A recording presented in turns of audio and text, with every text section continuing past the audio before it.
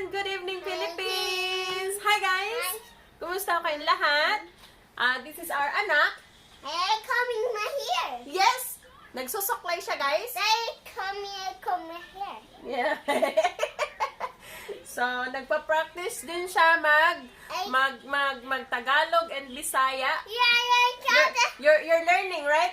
You're learning Bisaya and Tagalog. So, tell them kumusta ka. Kumusta? Ka. Ka. Kumusta ka? Kumusta ka? And kumusta mo? Kumusta mo? We see? This way, kasi kinakausap niya yung kanyang tita. Arrow. Kausap- Arrow. Yes. Where's the arrow? Wala na. Arrow. So, nagpa-practice siya ng Tagalog and Bisaya kasi.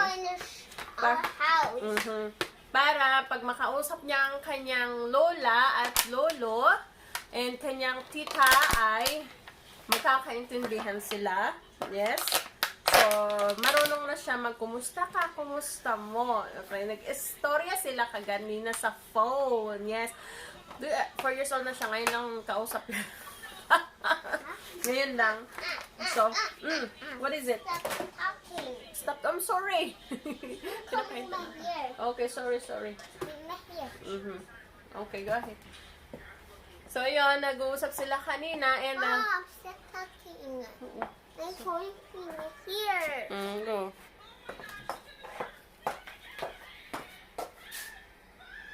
Uh-oh. Pain my hand. You can't. Pain my hand. Oh, pain my hand again. Pain my hand. And I paint my hand. And I paint my hand. No, I have there.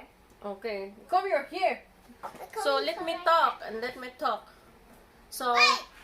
I cut the bug.